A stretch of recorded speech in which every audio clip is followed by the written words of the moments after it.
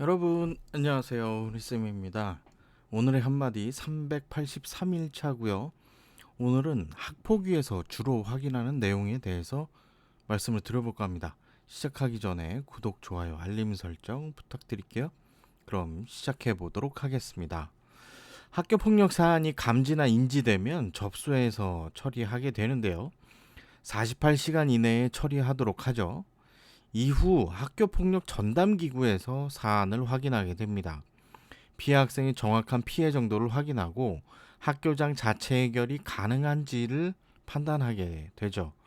경미하다고 판단되는 네 가지 요건을 확인하게 됩니다. 경미한 경우 학생과 보호자의 동의를 거치게 되는데요. 동의를 받지 못하거나 경미하지 않은 경우로 판단되면 학폭위를 진행하게 됩니다. 먼저 피해 학생의 측면에서 살펴보도록 하겠습니다. 피해 학생의 정확한 피해 정도를 확인해야 합니다.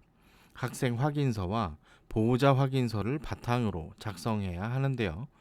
학교폭력 전담교사가 직접 면담하거나 학교폭력 조사관이 확인한 내용을 바탕으로 사안 조사 보고서를 작성하게 됩니다. 사안 조사 보고서는 학교폭력 사안을 판단할 때 중요한 자료가 됩니다. 심리적, 정신적 피해를 입은 경우는 어떻게 해결할 수 있을지도 구체적으로 파악해서 피해 학생 보호 조치를 내리게 됩니다. 이 경우 선택이 가능하기 때문에 필요한 조치를 이행하면 됩니다. 다음은 가해 학생의 측면에서 살펴보도록 하겠습니다. 학교폭력 가해 학생의 선도 처분을 내리기 위해 필요한 것이 있습니다. 가해 학생 반성 정도를 확인해야 하는데요. 재발 방지를 위한 약속도 이행이 가능한지 파악할 필요가 있습니다. 피해 학생의 심각성, 지속성, 고의성 여부도 함께 파악합니다. 가해 학생의 잘못이 어느 정도인지, 어떻게 하면 해결할 수 있을지에 관한 구체적인 내용도 확인하게 됩니다. 학폭위에서 가해 학생 선도 조치를 내리는 경우 이행을 해야 하는데요. 학교생활기록부에 기재가 되기도 하죠. 다른 학생을 가해하는 행위는 하지 않아야 하겠습니다. 마지막으로 처분 결정에 대해서 알아볼까요?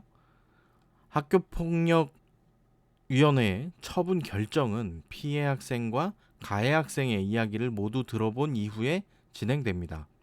학교폭력이 해당하는지부터 판단하게 되죠. 학교폭력 사안으로 판단하지 않을 수도 있습니다. 학생들 간의 사소한 갈등 관계인 경우도 있거든요. 학교폭력 피해 학생에게는 보호조치, 가해 학생에게는 선도조치를 내립니다. 결정된 내용은 등기 우편으로 발송하게 되죠. 학교에는 공문으로 알려줍니다. 약간의 시간차가 발생할 수 있다는 것도 기억해 두세요. 학교폭력대책심의위원회는 최대한 공정하게 처리하기 위해 노력합니다. 피해 학생이 정확한 피해 정도를 확인하는 이유죠. 피해 학생이 학교폭력 사안 이전으로 되돌릴 수 있을지도 고민해 볼 필요가 있습니다. 가해 학생 선도 조치는 재발 방지를 위한 처분입니다.